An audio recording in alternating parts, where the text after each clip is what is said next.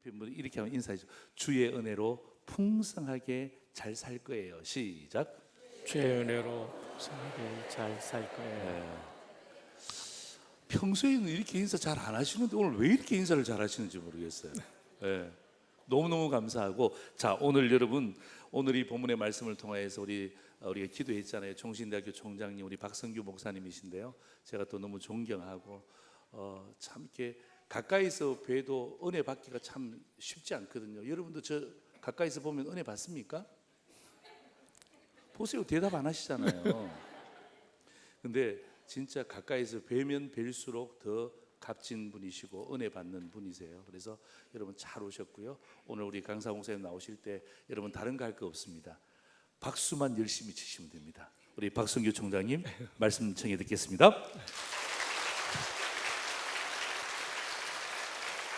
감사합니다. 또 하나님께 영광 같이 올려드릴까요? 우리 상도제일교회는 우리 총신과 매우 깊은 관련이 있죠. 제가 대학 신대원 다닐 때 우리 박형만 장로님께서 우리 학교 행정을 또 맡으셨고, 이 장로님, 송 장로님, 또 지금은 우리 양가모한수 입사님까지, 또 제가 기억 못하는 분들도 계시겠지만 한결같이 학교를 사랑하신 훌륭한 분들이십니다. 요즘 청년들이 취직하기 어려운데 한 청년이 공무원 시험에 합격했습니다. 첫 근무지가 주민센터였습니다. 오전 근무를 마치고 모두 선배들이 식사하러 가서 혼자 사무실을 지키게 되었어요. 첫 근무니까 긴장이 되고 아무도 오지 않기를 원했는데 중년의 부인이 쫙 들어오는 거예요. 굉장히 어두운 얼굴로 일어나서 인사했고요. 그 부인이 앞으로 오니까 이 직원이 여쭸어요. 혹시 어떻게 오셨습니까? 사망신고하러 왔는데요. 그랬더니 직원이 너무 긴장해서 혹시 본인이십니까? 그랬더니 부인이 너무 당황해서 꼭 본인이 와야 됩니까? 네, 사망신고는 본인이 오지 못하지만 은혜 받는 자리는 본인이 와야 됩니다. 그래서 오늘 정말 오신 분들 잘 오셨습니다. 자, 오늘 파워포인트를 통해서 이렇게 좀 여러분과 말씀을 나누기를 원합니다. 화면을 한번 띄워주십시오. 오늘 말씀의 제목이 화면에 뜰 겁니다. 자, 모니터 화면에도 좀 띄워주시기를 바라고요. 예, 세상에서 제가 좀 이동해야 되겠죠? 예, 세상에서 가장 복된 소식. 오늘 말씀의 주제입니다. 이것을 성경은 복음이라고 합니다. 처음 교회 나오신 분은 좀 생소하게 했는데 제가 찬찬히 풀어서 말씀을 드리겠습니다. 오늘 성경 1절에 보면 형제들아 내가 너희에게 전한 복음을 이라고 말하고 있죠. 너희에게 알게 한다. 이미 전했지만 다시 알릴 만큼 이 복음은 중요한 것입니다. 그럼 복음이라는 말의 뜻은 무엇일까요? 복복자 한자에 소리음 또는 소식음이라고 하죠. 그래서 복된 소식입니다. 영어로는 gospel이라고 하죠. 이 인터넷 이 사전에 보면 영영사전에 이렇게 나와요.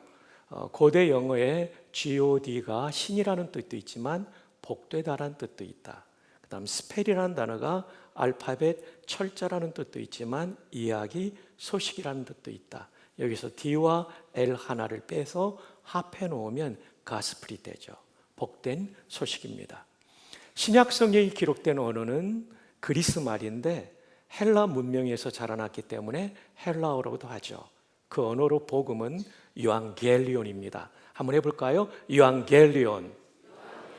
거의 신대원 수준이십니다.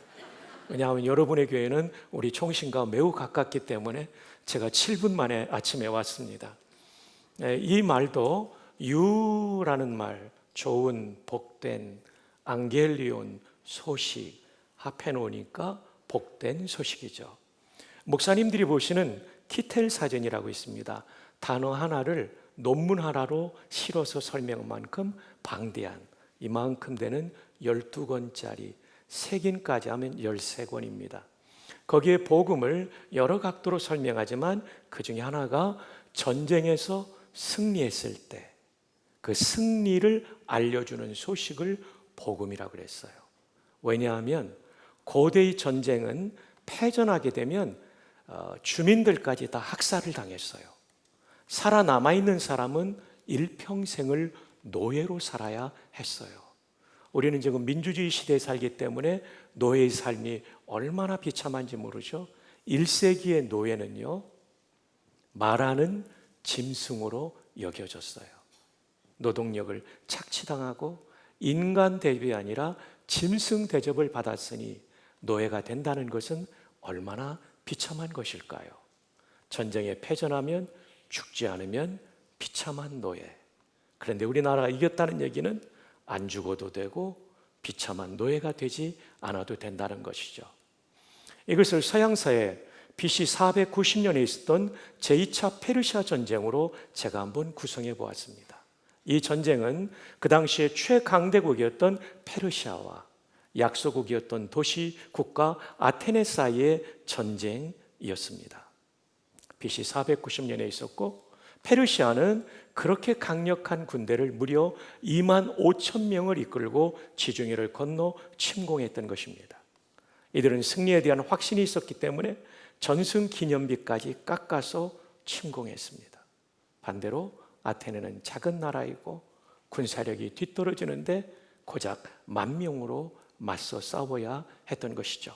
이 전투는 여러분이 잘 아시는 마라톤 평야에서 이루어졌고, 그리고 이 전투는 근대 올림픽의 마라톤 경기의 유래가 된 전투이죠. 여러분이 아테네 시민이라고 생각해 보세요. 우리가 저렇게 강력한 군대를 맞서 싸워 이기기는 매우 어렵다. 우리는 죽지 않으면 노예가 될 가능성이 매우 많다. 이 마음을 가지고 불안한 마음으로 전쟁의 결말을 기다리고 있었을 거예요. 근데 감사하게도 이 약소국인 아테네의 지휘관이 훌륭한 밀티아데스 장군이었습니다. 이 장군은 비록 페르시아가 강하지만 반드시 약점이 있을 것이라는 것을 생각하고 정보 파악을 했더니, 페르시아 군대는 정면은 매우 강하지만 측면은 다소 약하다는 것을 알고 모든 전투력을 측면에 집중함으로써 이 전투에서 드라마틱한 승리를 거두게 됩니다. 페르시아군 전사 6,400명, 아테네군 전사 단 192명. 얼마나 기뻤을까요? 그리고 불안에 떨고 있는 시민들을 위해서 한 병사를 선발합니다. 그의 이름이 파이데 피디스. 그는 논스톱으로 42km를 달려가 아테네 도심에 이르자마자 외칩니다. 유앙겔리온, 유앙겔리온, 아데나이 에니케산. 우리말로 옮기면 복음이다, 복음이다, 아테네가 이겼다. 아테네 시민들은 여러분처럼 조용하지 않았을 거라고 생각합니다. 제가 다시 한번 헬라어로 외칠 때 여러분이 한번 아테네 시민의 심정으로 죽지 않아도 되고 노예가 되지 않아도 되는 이 기쁨을 한번 함께 표현하면 좋겠습니다. 유앙겔리온, 유앙겔리온, 아데나이 에니케사. 정말 감사합니다. 이렇게 기쁜 게 복음이에요. 그냥 복권 당첨, 그것도 기쁘지만 그 정도가 아니에요. 죽지 않아도 되고 비참한 노예가 되지 않아도 되는 거죠. 근데 신약 성경을 기록할 때 하나님께서 기록자들을 감동하셨어요. 예수님이 하신 일을 복음이라는 단어로 쓰도록. 왜냐하면 예수님이 하신 일이 영혼이 지옥에 들어가서 하나님과 분리된 상태, 죽음의 본질은 분리인데요, 분리된 상태에서 저주와 형벌을 받을 사람을 살려준 일이기 때문에 일생을 마귀의 노예로 살 사람들에게 성령 안에 있는 자유를 주신 일을 예수님께서 하셨기 때문에 예수님이 하신 일을 복음이라고 말하는 거죠. 신약 성경의 처음 네 권을 복음서라고 그러죠. 복음서의 내용은 무엇입니까? 예수님의 출생, 성장, 공생의 십자가, 부활, 승천. 쉬운 말로 하면 예수님의 일생입니다. 마태가 쓴 예수의 일생하면 처음 교회에 나온 사람이 이해하기가 얼마나 쉽겠어요. 그럼에도 불구하고 복음이라고 제목을 단 이유는 그분의 일생은 우리에게 생명과 자유를 준, 복음을 준 일생이었기 때문입니다. 자, 이제 복음의 뜻을 살펴보았고, 두 번째 복음의 기능입니다. 복음의 기능의 첫 번째는 신앙의 기초입니다. 1절을 여성들이, 자매들이 한번 읽어주세요. 시작.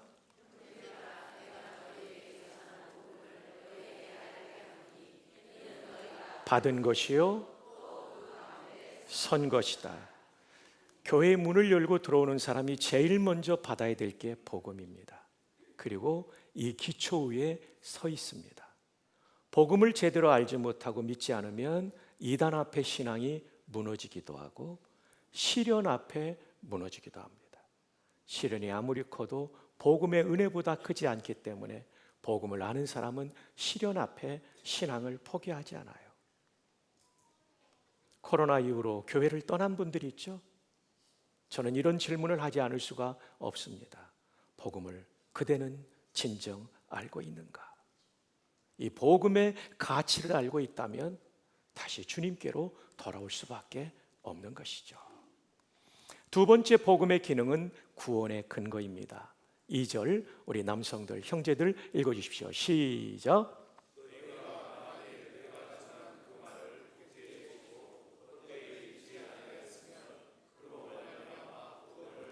구원의 근거입니다. 내가 전한 그 말 복음을 굳게 지킨다는 얘기는 영어 성경에 꽉 붙잡는다. hold fast. 꽉 붙잡는 거예요. 이거 외에는 소망이 없다는 거죠. 물에 빠져가는 사람이 구명줄을 붙잡듯이 복음을 꽉 붙잡는 것. 그리고 헛되이 믿지 않고 진짜 믿으면 그로 말미암아 구원을 받습니다. 우리가 사실 복음을 믿음으로 구원받았죠. 세 번째 기능은 행복의 출발입니다. 요한삼서 1장 2절 함께 읽어요. 시작. 사랑하는 자여 내 영혼이 잘됨 같이 내가 범사에 잘되고. 아멘.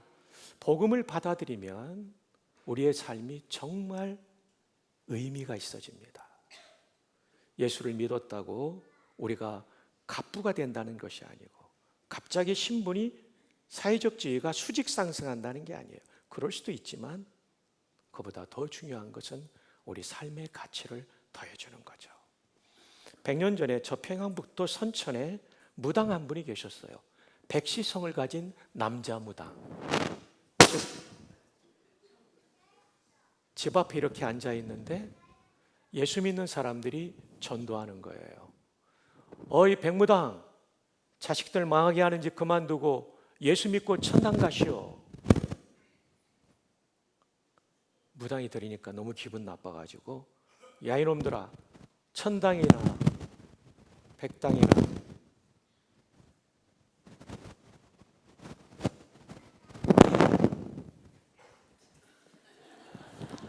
일어날 수밖에 없네요.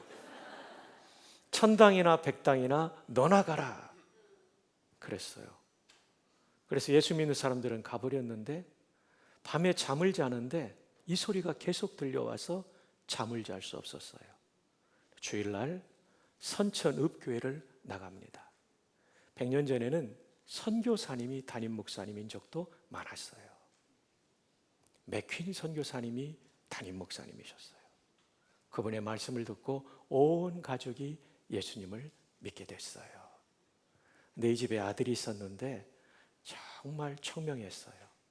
성경을 가르쳐주면 성경을 잘 이해하고 서유리문답 107문항을 줄줄 외우는 아들이었어요.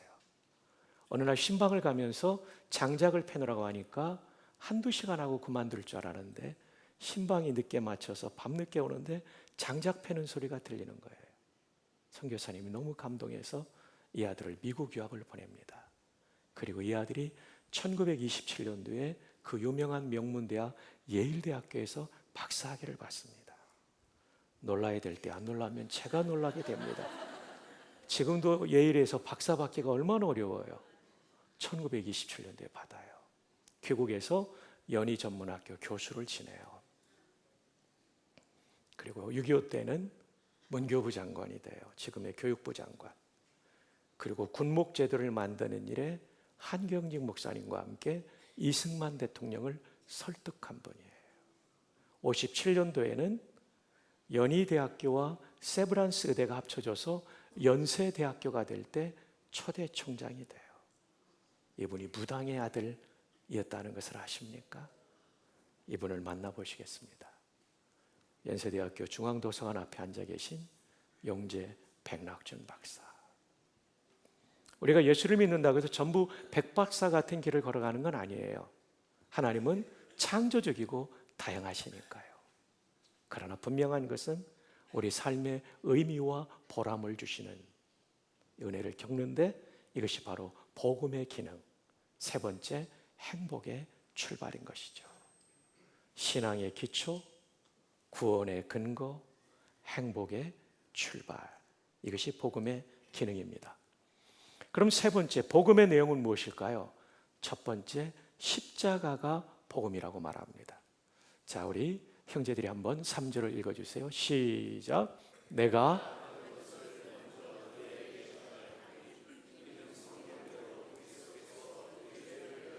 내가 받은 것은 복음을 말하죠. 이는 이 복음의 내용이 뭐냐면 성경대로.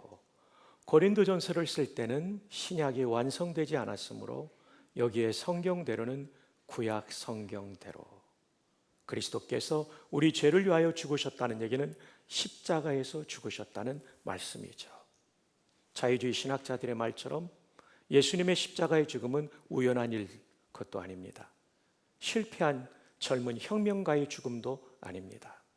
하나님께서 오랫동안 계획하신 구원을 성취하기 위한 대속적 죽음이었습니다. 십자가가 복음, 그 이유는 뭐냐면 십자가만이 우리 죄를 속죄하기 때문입니다. 이거를 설명하기 위해서 요 앞에 계신 아드님을 제가 좀 강단으로, 사전에 의논하지 않았지만 잠깐만 잘생긴 아드님 저를 좀 도와줄 수 있겠어요? 예, 잠깐만 나오십시오. 제가 구약의 죄인이면 하나님의 심판을 받고 오른쪽으로 오세요. 죽임당할 수 있어요. 그런데 하나님이 저를 용서하시기 위해서는 이렇게 잘생긴 양 한 마리를 끌고 제사장 앞에 가게 돼 있었어요. 속죄 제물이죠. 제가 이 형제를 픽업한 이유는 일단 복장이 양털 같은 색깔이에요. 두 번째, 너무 잘생겼어요. 그리고 머리숱도 너무 많고요. 형제님 오늘 잘 좀 부탁드려요. 자, 일단 슬리퍼 신고 온 것도 딱 마음에 들어요.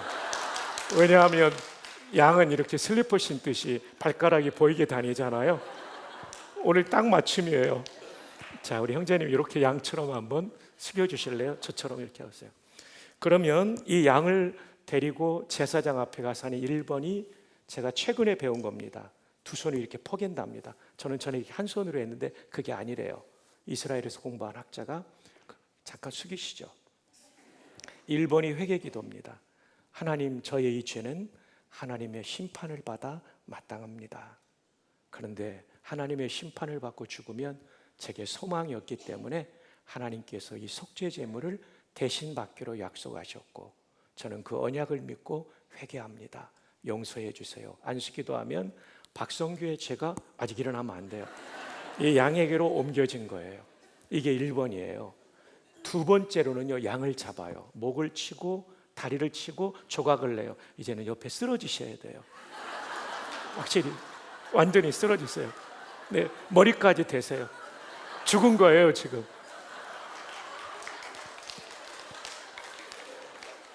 저의 죄값을 치른 거죠. 이게 2번. 아직 있어야 돼요. 아직은 그냥 있어야 돼요.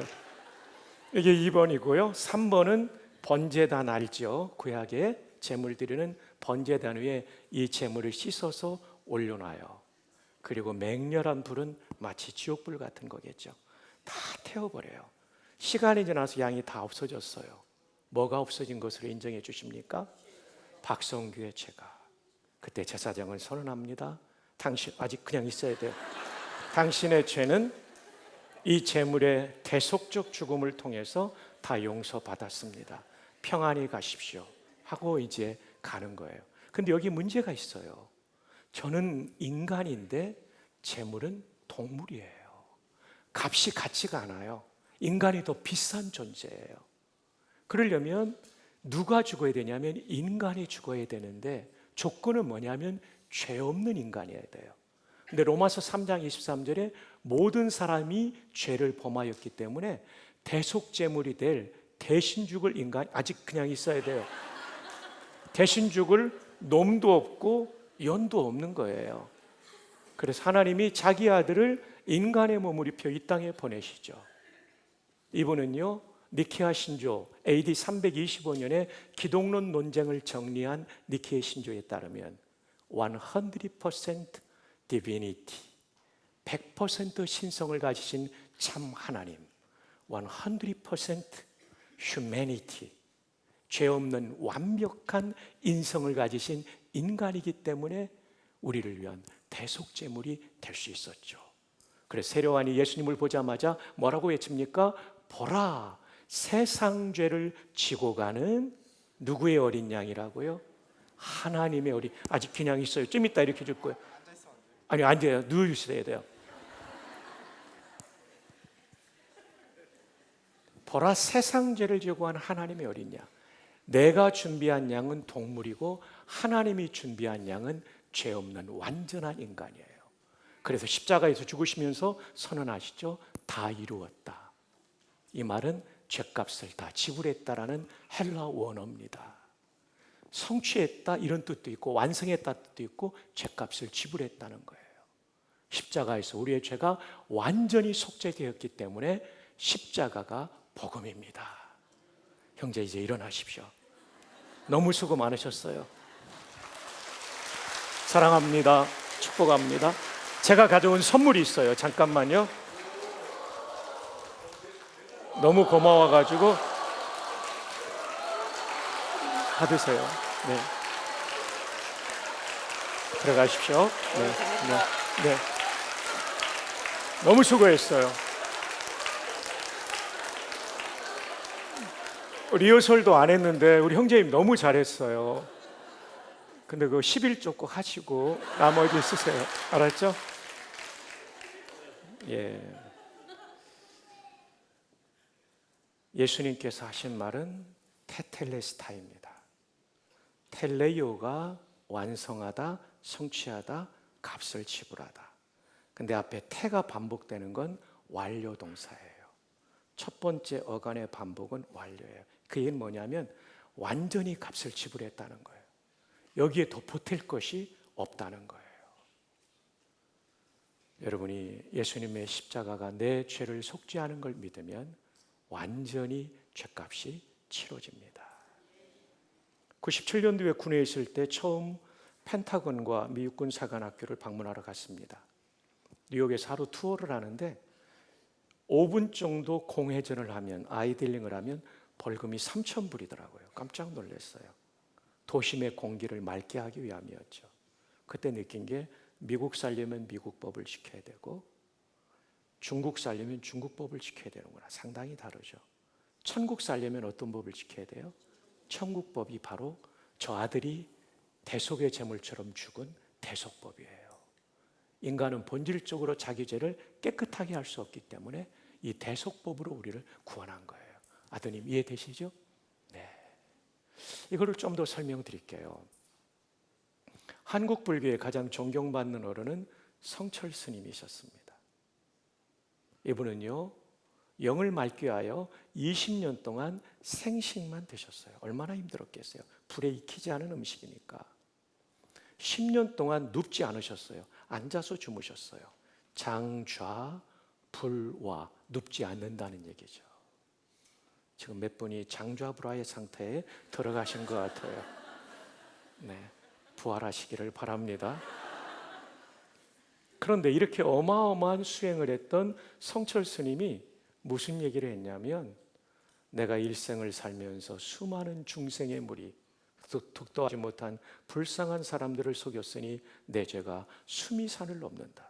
이 수미산은 불교의 전설에 나오는 산으로서 높이가 112만 킬로미터. 웬만해서는 안 올라가시네요. 에베레스트가 8.8km밖에 안 되는데, 그리고 내재가 얼마나 많은지 수미산을 넘고 이 온몸이 천갈래 만갈래로 찢겨져서 아비규환의 지옥에 들어갈 것이다. 저는 이 신문을 읽으면서 수행을 통해서는 구원을 받는 것이 아니라 죄인됨을 깨닫는구나. 십자가만이 우리를 구원합니다. 성철 스님의 증손자가 우리 총신대학교 신학과 2학년 이종민 형제입니다. 놀라운 일입니다. 말틴 루터는 이제 10월 30일이 종교개혁 506주년이죠. 신학 박사였어요. 가톨릭의 교리는 십자가도 믿어야 되지만 인간의 공로가 더해져야 구원받는다는 교리잖아요. 이거는 십자가를 모욕하는 거라고 바울이 이미 말했는데 그렇게 가르쳤어요. 속죄를 위해서 그는 엄청난 고행을 했기 때문에 친구들이 말틴 이제 더 이상 고행하지 마. 자네는 충분해. 그래도 마음이 풀리지 않는 거예요. 로마 성지순례를 갔죠. 그리고 라테란 성당의 계단, 빌라도의 관저에서 떼운 대리석 계단을 맨 무릎으로 기어 올라가면 속죄받는다는 얘기를 듣고 올라갔지만 전혀 속죄의 은총을 경험하지 못하죠. 그는 돌아와 로마서와 갈라디아서를 연구하면서 사람이 어렵게 되는 것은 인간의 공로로 되는 것이 아니라 오직 십자가의 은혜를 믿음으로 말미암는다는 이신칭의, 써있자, 믿을 신자, 칭할 칭자, 의로울 이자, 믿음으로서만이 어렵게 된다는 이 진리를 재발견하고 1517년 10월 31일 종교개혁의 깃발을 높이 들었던 것이 아닙니까? 성철 스님도 말틴 루터도 인간의 구원은 수행과 고행으로 얻는 것이 아니라는 것을 우리에게 웅변적으로 말해주고 있습니다. 오직 십자가만이 우리의 죄를 속죄합니다. 귀한 아드님 믿으시죠? 네, 우리 옆에 있는 분에게 하이파이브 하면서 축복합시다. 십자가만이 우리 죄를 속죄합니다.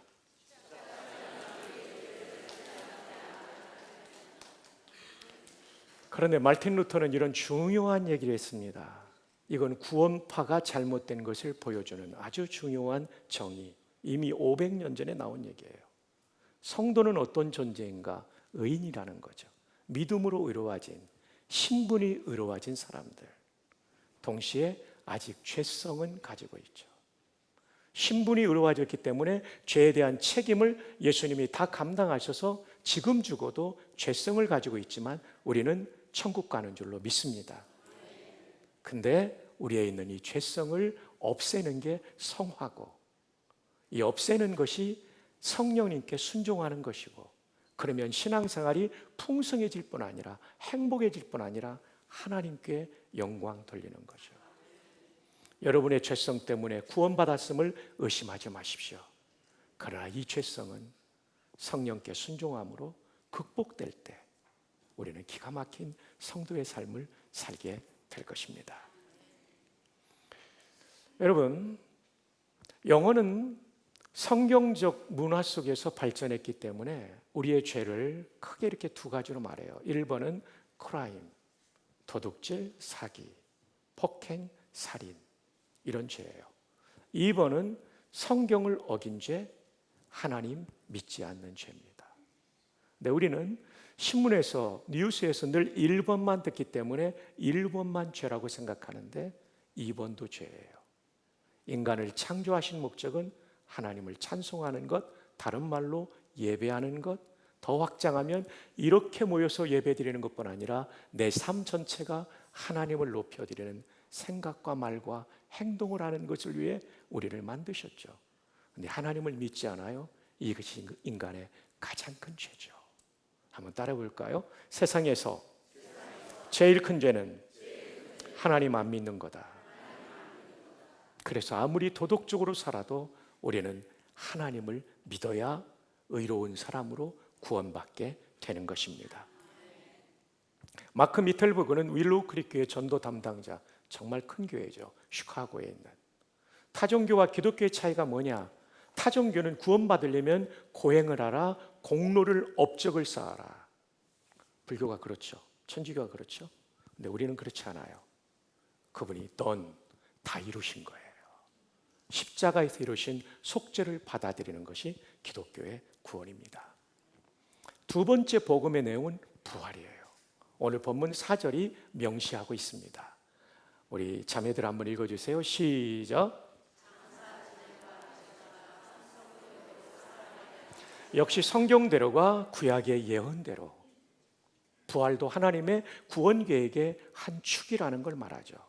사흘 만에 다시 붙자에 살아나사 살활자, 그래서 부활이 복음이 되는 겁니다. 고린도서 15장 20절에는 예수님의 부활을 성도의 부활의 예고편이라고 말합니다. 그러나 이제 그리스도께서 잠자는 자들의 첫 열매가 되셨도다. 가을에 사과나무에 열매 하나가 맺히면 수많은 열매가 맺힐 것을 예고하는 것처럼 예수님의 부활은 우리의 부활의 예고편입니다. 51절, 보라 내가 너에게 비밀을 말하노니 우리가 다 잠잘 것이 아니요 마지막 나팔, 역사의 마지막은 예수님의 재림으로 이루어지기 때문에 재림을 알리는 트럼펫 소리에 우리가 다 변화될 것을 말합니다. 52절, 나팔 소리가 나며 죽은 자들이 썩지 아니할 것으로 다시 살아나고 부활하고 우리도 변화되리라. 예수님 재림 때까지 살아있는 사람은 다시 사는 것이 아니니까 부활이 아니라 변화죠. 오늘 이 자리에 주님 재림하시면 우리는 변화되는데 부활의 몸과 똑같은 상태죠. 놀라운 것은 지금 이 몸은 노화되고 병들고 죽는 몸이지만 우리 부활할 몸은 썩을 것으로 심었는데 썩지 아니할 것으로 영원히 사는 몸으로. 근데 여러분, 영원히 사는데 병들어서 영원히 살면 이게 얼마나 고통스럽겠어요? 근데 43절 하반절에 약한 것으로 심고 강한 것으로 다시 살아나며, 마치 씨를 뿌리듯이 말하는데 우리가 죽을 때는 약한 몸으로 썩는 몸으로 땅에 묻혔는데 또는 화장되나 매장되나 수장됐는데 부활할 때는 강한 몸이에요. 여러분, 그때는 심장병이 없을 겁니다. 혈액 투석이 없을 것입니다. 당뇨가 없을 것입니다. 흰머리 소녀들 염색 걱정 안 해도 예쁘게 될 것입니다. 중년의 부인들 보톡스 안 맞아도 팽팽할 것입니다. 관절염 있는 사람들 아무 문제 없이 이렇게 뛸 수 있을 것입니다. 놀라운 몸이에요. 놀라운 몸. 와우. 와우. 서율이 죄송합니다. 웨스트민스터 신앙 고백사가 33장까지 있는데 32장에 인간의 최후 상태, 부활에 대한 내용이에요. 분명히 나는 난데 우리가 서로를 알아볼 수 있어요. 제가 조 목사님을 알아볼 수 있는데 근데 조 목사님이 너무 멋진 거예요, 그날. 예. 정말 그러실 거예요. 네. 여러분도 그러실 거예요. 분명히 여러분 자신이에요. 이 웨스트민스터 신앙 고백서가 우리 교단 표준 문서거든요. 표준 문서 뭐냐면 신학과 신앙의 기준이라는 거예요. 거기 분명히 말해주고 있어요. 여러분 자신인데 놀랍게 아름다운 거예요. 그땐 돋보기 다 안 쓸 거예요. 우와, 흰머리 소녀들 너무 멋있을 거예요. 우와. 또 하나 중요한 것은 욕된 것으로 심고 영광스러운 것으로. 그때는요, 우리 안에 있는 죄성, 저도 목사인데도 죄성이 있거든요. 그때는 다 극복된 성화가 완성된 영광의 몸을 입게 될 거예요. 할렐루야. 그러니까 부활까지가 복음인 거예요. 사람은 영혼과 육신이 함께 있을 때 온전한 사람인데 육신까지 완전한 몸으로 살아나서 연합되는 것이 구원의 완성임을 성경과 성경에 근거한 웨스트민스터 신앙 고백은 말해주고 있어요. 여러분, 얼마 전에 돌아가신 이어령 박사님, 22년 전에 제가 이 박사님께 직접 복음을 전한 적이 있었어요. 제가 40세 때죠. 이어령 박사님의 정말 귀한 따님이 제가 수석부 목사로 섬겼던 남가주 사랑교회 집사님이었어요. 아주 총명한 변호사였습니다.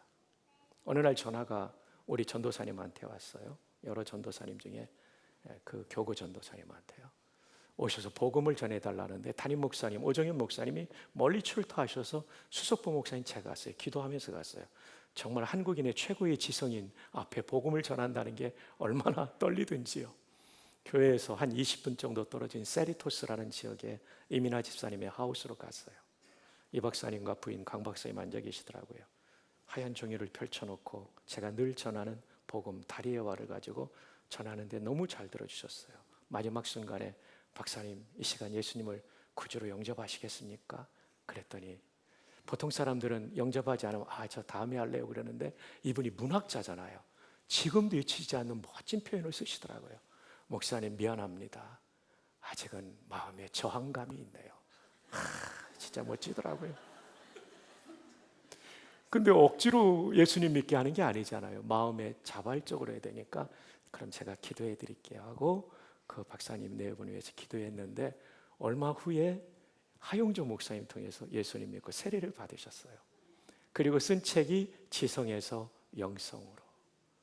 지성만을 추구했던 어른이 그 위에 영성의 세계를 발견한 그리고 쓴 책이죠. 이 책을 읽다가 151쪽에서 제가 그분의 신앙이 진짜인 것을 확인하게 됐어요. 딸 미나로 인해 하나님을 만나게 되었지만 그렇다고 딸이 실명 위기에서 치료된 것 때문에 기독교를 받아들인 것은 아닙니다. 그런 기적은 목적이 아닙니다. 지금 하나님께서 병을 고쳐셔도 언젠가는 누구나 죽게 됩니다. 그러므로 지상의 진짜 기적은 단 하나, 부활과 영원한 생명뿐입니다. 진짜 아멘이죠. 제가 너무 감사했어요. 복음을 제대로 이해하셨구나. 맞습니다. 여러분, 이 부활과 영생이 진짜 기적이고 복음임을 기억하시기 바랍니다. 자, 이 십자가와 부활이 복음인 것을 제가 도표로 만들었습니다. 이 도표는 기말고사에 나올 수 있습니다. 그러나 여러분들이 우리 학교 학생이 아니기 때문에 시험은 없습니다. 끝날 때쯤 이 도표가 완성될 때쯤 찍어 놓으시면 좀 도움이 되실 것 같습니다. 인생의 정말 중요한 순간은 죽음의 순간이에요. 저도 죽고 여러분도 죽어요. 아멘 안 해도 다 죽어요. 보통 우리는 죽음하면 눈에 안 보이고 없어지니까 소멸로 이해하는데 성경적 개념은 조금 전에 말씀드린 대로 분리입니다. 분리예요.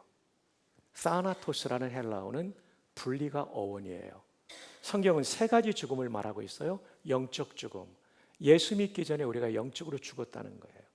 이게 뭐 정신적으로 기능을 안 한다는 게 아니라 하나님과의 관계가 분리되어서 은혜가 흘러오지 않는, 생명이 흘러오지 않는 상태를 예수 믿기 전에 죽음, 영적 죽음이에요. 예수를 믿으면 이게 극복이 돼요. 두 번째 죽음은 육신적 죽음, 우리가 흔히 알고 있는 죽음이에요. 이것은 하나님과 나의 분리가 아니라 내가 몸과 영혼이 분리되는 거예요. 그래서 몸은 분해 과정을 겪고 영혼은 천국 아니면 지옥 가는 거죠. 근데 이것도 예수님을 믿으면 복된 일이 일어나죠. 그렇게 좀 설명하고요. 마지막 죽음은 영원한 죽음이라고 해요. 지옥에 들어가는 거예요. 지옥에 들어가서 없어진다는 게 아니에요. 흔히 우리는 죽음하면 없어지는 걸 생각하는데 분리예요. 하나님과 영원히 분리돼서 저주와 형벌을 받는 상태. 그게 영원한 죽음이죠. 여기서는 육신의 죽음에 초점을 맞추겠습니다. 육신이 죽는 순간 즉시 영혼과 육신으로 분리가 일어나고 육신은 수장, 매장, 화장의 경로를 거쳐 분해가 됩니다. 목사님, 화장되면 부활할 때 문제 안 될까요? 걱정하지 마세요. 전능하신 하나님은 지금으로부터 4,000년 전에 살았던 아브라함도 부활시킬 겁니다. 노아도 그 전에 인물도 부활시킬 거예요. 걱정하지 마십시오. 그럼 영혼은 어떻게 되는가? 즉시 둘 중에 하나로 가게 됩니다. 십자가의 복음을 믿어서 속죄받은 사람은 천국 가고, 복음을 그 용서를 받지 않은 사람은 죄를 뒤집어쓰고 지옥에 가는 거죠. 뒤집어쓰는 게 아니라 자기 죄를 짊어지고 가는 것이죠. 누가복음 23장 42절 이어서 43절이 나오는데 십자가 상의 강도가 그러죠. 예수여, 당신의 나라에 임할 때 나를 기억하소서. 짧은 고백이지만 기가 막힌 고백이죠. 당신의 나라라는 얘기는 예수님이 그 나라의 왕이라는 얘기고, 왕은 유대 개념의 메시아이기 때문에 예수님을 메시아로 고백한 거죠. 그러니까 바로 이어지는 43절에 오늘, 그 다음에 오늘 앞에 뭐가 나옵니까? 내가 진실로 내게 이르노니. 예수님의 강조 표현입니다. 꼭 이거 이루어진다. 오늘 네가 나와 함께 낙원에 있으리라. 여러분, 그 마지막 순간에 믿었던 강도도 천국 갔습니다. 여러분, 예수님 구주로 믿으면 즉시 여러분의 영혼이 천국 갑니다. 성경과 웨스트민스터 신앙고백서는 천국 가는 그때 우리 영혼은 영광스럽게 바뀐답니다. 얼마나 좋을까요? 만약에 천국 가는데도 요 마음 요 상태, 욕심꾸러 가득 짊어진 마음을 가지고 가면 얼마나 괴롭겠어요. 우리 영혼을 먼저 영광스럽게 바꿔주신다고 신앙고백서에 나옵니다. 그리고 부자와 나사로의 비유처럼 그들도 중간 단계를 거치지 않고 연옥 없어요. 바로 지옥, 음부로 간 부자와 아브라함의 품으로 불려지는 천국 간 나사로가 나오죠. 죽은 사람이 갈 곳은 이 둘 중에 하나밖에 없습니다. 오늘 이 자리에 보배로우신 새가족분들이 오셨을 겁니다. 상도제일교회 성도들이 여러분을 그토록 이 자리에 모신 목적은 여러분의 죽음 이후의 문제를 해결하기 위해서입니다. 그리고 이 땅에서도 영생을 맛보기 위함입니다. 근데 지금 현재 천국과 지옥은 중간기 상태입니다. 영혼만 들어가 있기 때문에. 두 번째로는 들어갈 사람이 다 안 들어갔기 때문에. 중요한 순간이 옵니다. 예수 그리스도의 재림의 순간이에요. 다시 오시기 때문에 다시 제자를 쓰죠. 초림은 2000년 전의 일이었다면 재림은 그 어느 날과 시를 말하면 다 이단인 거죠. 재림 때 부활이 이루어져요. 영혼은 불멸의 존재이기 때문에 영혼의 부활이 아니고 영혼은 계속 살아있어요. 근데 육신의 부활이죠. 웨스트민스터 신앙고백은 이렇게 말합니다. 성도의 부활은 영광의 부활이지만 불신자의 부활은 자기의 죄를 그대로 가지고 있는 치욕의 부활이며 영원히 지옥에서 저주와 심판을 받을 수치의 부활이다.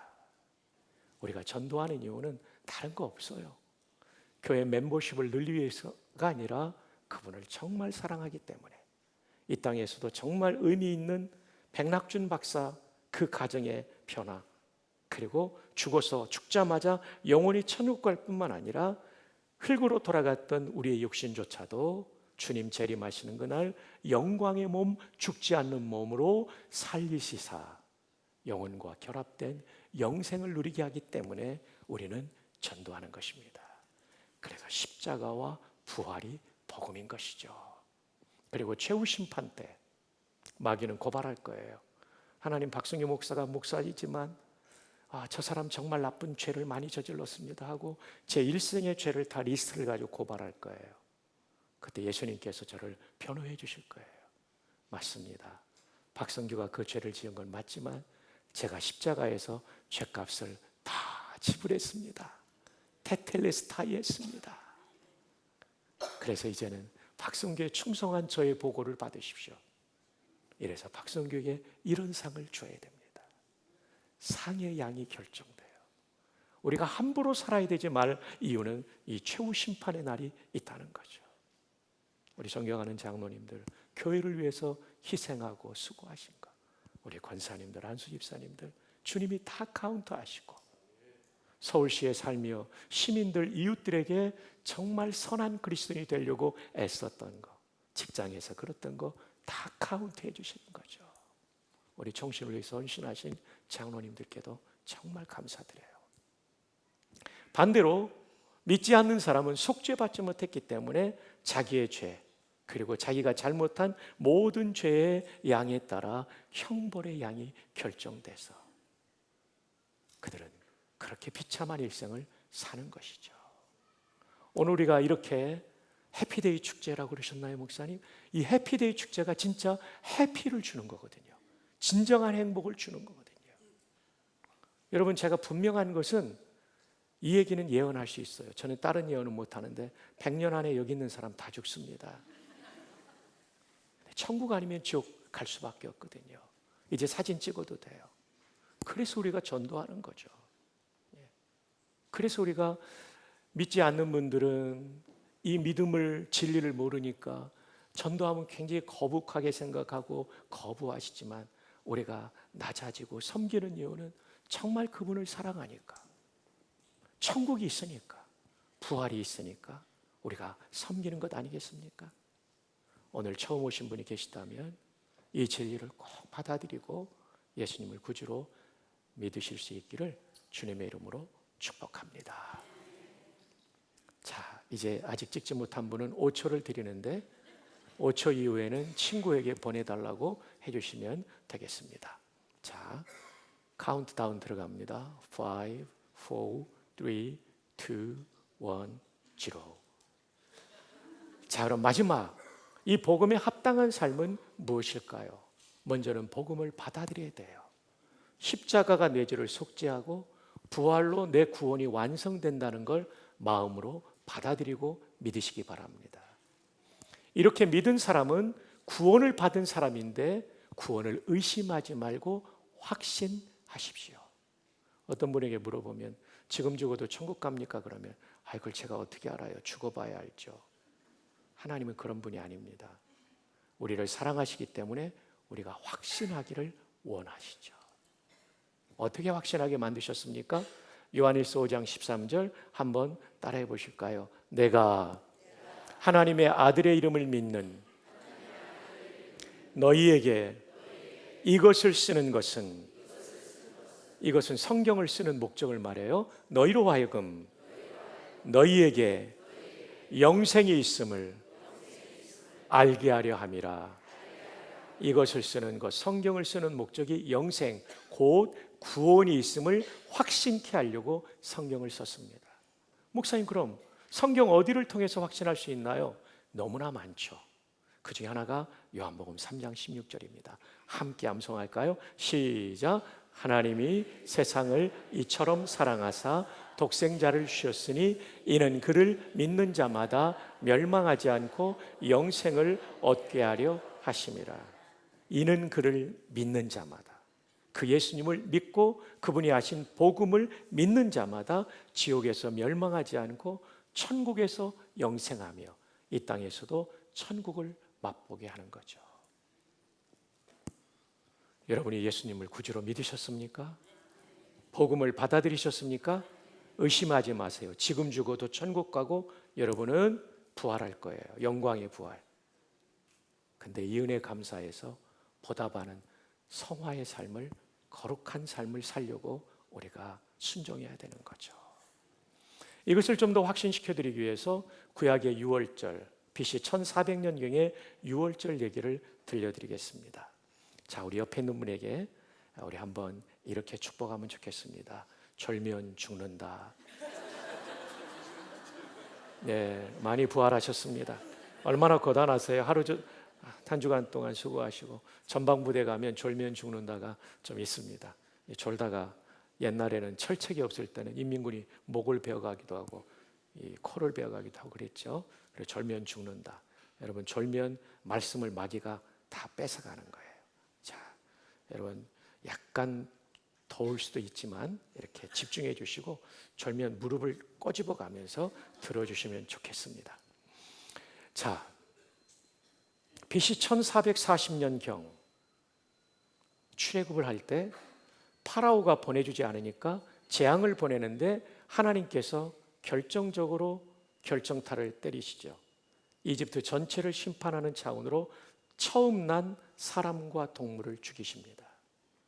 그때 살 수 있는 유일한 방법은 집의 상징인 대문에, 아까 우리 형제 죽은 것처럼 대신 죽은 속죄양의 피를 좌우 설주, 문틀의 기둥을 말해요. 좌우측. 그 다음에 임방, 위에를 말해요. 지방은 아래죠. 문지방, 문임방. 그래서 문임방 이렇게 세 군데 발랐어요. 그러면 심판의 천사가 지나갈 때 이미 심판이 치러졌기 때문에 저 아들이 저 대신 죽었잖아요. 그래서 그 집의 아들은 살 수 있겠죠. 근데 저의 은사이신 구약학의 김희보 박사님은 왜 좌우 설주와 상단부의 임방에는 피를 발랐는데 문지방은 안 발랐을까? 질문을 던지시고 저희 신대원생들이 답을 못하니까 스스로 하셨습니다. 양을 문지방에서 잡았기 때문에 거기에는 이미 피가 뿌려져 있었다.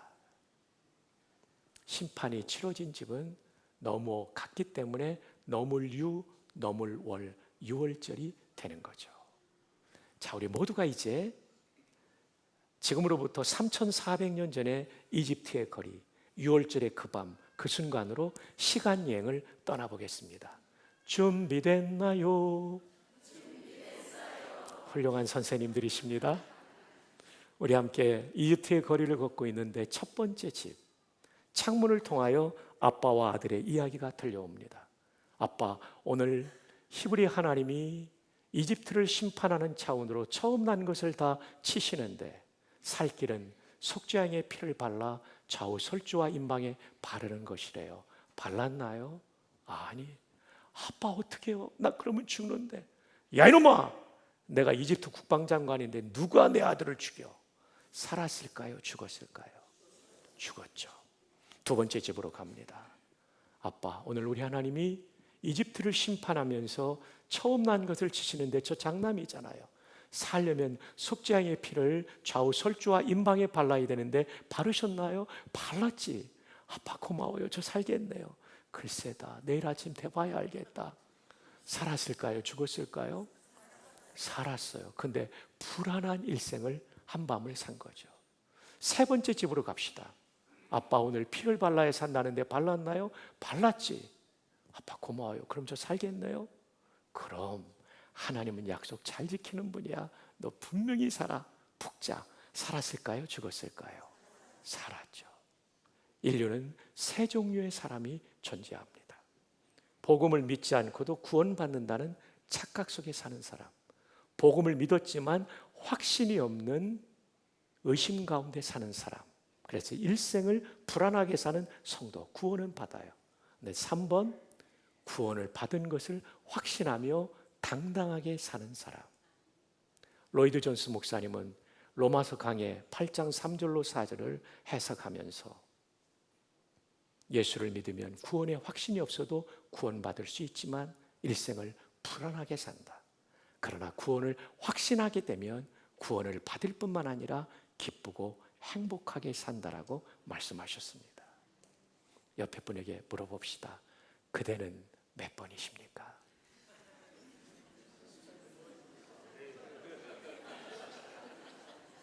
우리 아들은 몇 번이십니까? 네, 몇 번이세요? 우리 모두가 3번이 되기를 바랍니다. 1번이신 분은 몇 번으로 가야 될까요? 여러분 정말 총명해요. 어떤 분들은 2번 하는데 3번으로 가야 돼요. 2번 거치지 말고. 그래서 구원을 확신하기를 바랍니다. 그리고 우리는 구원의 은혜에 보답하기 위해서 생각해 보세요. 하나님이신 그분이 나를 위해 죽어주신 거예요. 이 가까운 봉천동에 제가 아는 군목 선배 타교단 목사님이에요. 콩팥을 40대 가장에게 떼줬더니 믿지 않던 그 집이 다 예수 믿고 절기 때마다 찾아온대요. 고맙다고. 콩팥 하나를 떼줘도 그렇게 감사하는데 우리는 하나님이신 그분이 우리를 위해서 생명을 바쳐주신 거예요. 우리는 정말 그분의 뜻을 이루기 위하여 우리의 일생을 살아가야 될 줄 믿습니다. 그리고 더 많은 사람이 이 참 생명을 누릴 수 있도록 힘써 복음을 전하는 우리가 되기를 주님의 이름으로 축복합니다. 기도하겠습니다. 조용히 기도하는 이 시간 제가 전해드리는 말씀을 들으십시오. 오늘 이 말씀을 통해 구원을 확신한 분들이 많으실 거예요. 그런데 여러분, 아직까지 이 복음을 나를 위한 구원의 진리로 받아들이지 않은 분이 있다면, 예수님을 내 구주로 믿지 않는 분이 있었다면 오늘 이 시간 꼭 이 복음을 나를 위한 구원의 진리로 예수님을 나의 구주로 모셔드리기를 바랍니다. 목사님, 저를 위해 기도해 주세요. 이 소원이 있는 분이 있다면 손을 한번 번쩍 하나님 앞에 드는 심정으로 번쩍 들었다가 내려주시기 바랍니다. 감사합니다. 너무 고맙습니다. 정말 고맙습니다. 정말 고맙습니다. 정말 감사합니다. 제가 오면서 일공수여단에 있는 우리 집사님을 만났는데 87년도 저는 육군제 702 특공연대 군목으로 초임지에 갔습니다. 4주간의 공수훈련을 받는데 3주 지상교육을 마치고 마지막 한 주는 경기도 광주 특전사 교육단에서 기구 강화를 하게 돼 있었어요. 가다가 안타깝게 우리 부대원 5명이 교통사고로 순직을 했어요. 매살리 근처가 안개가 차고 가거든요. 새벽에 거기에서 청평군인병원에서 장례식을 인도하던 27의 젊은 저는 얼마나 울었는지 몰라요. 이 장병들을 구원하지 못했구나. 젊다고 미래가 보장된 게 아닙니다. 저 예배당 문을 열고 나가면 무엇이 어떤 사건이 우리를 기다리고 있는지 아무도 모릅니다.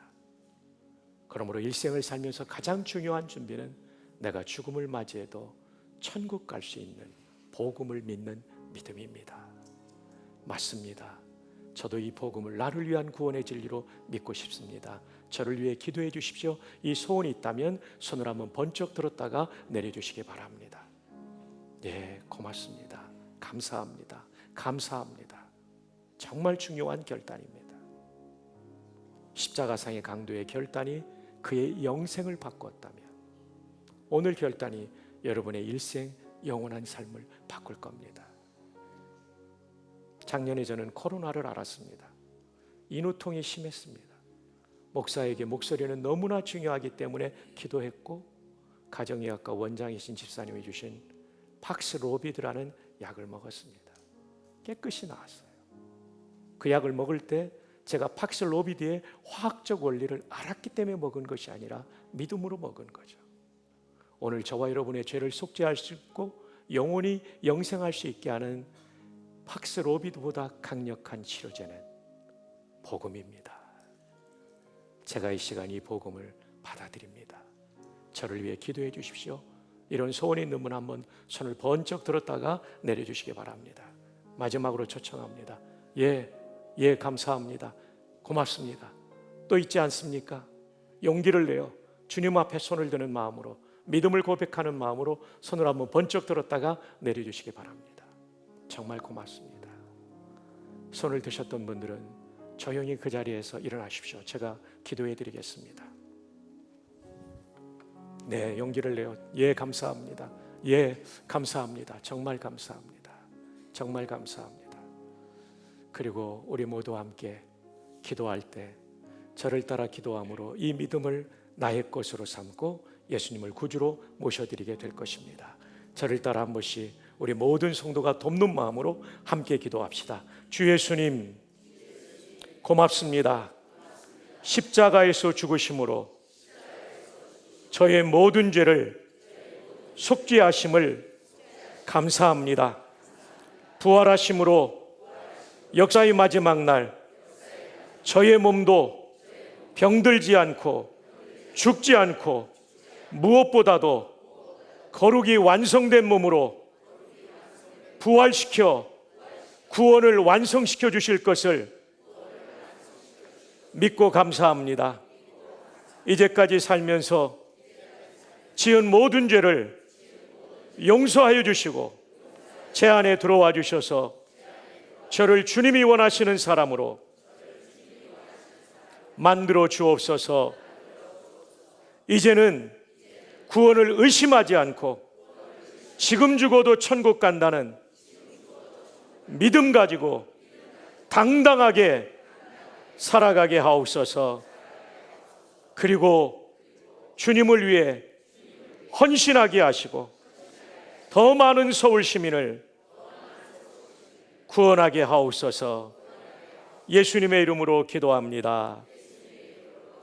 제가 한 번 더 기도합니다. 하나님, 오늘 이 시간 손을 들고 주님 앞에 일어선 귀한 분들, 일생 구원의 확신을 가지고 당당하게 살게 하시고 복음을 받아들이는 이후의 삶이 더 의미 있고 보람 있도록 인도해 주시옵소서. 마음의 소원들을 응답해 주옵소서. 축복하옵고 예수님의 이름으로 기도합니다. 아멘. 오늘 영접하신 분들, 확신하신 분들 모두 박수로 한번 축복합시다. 할렐루야. 아멘.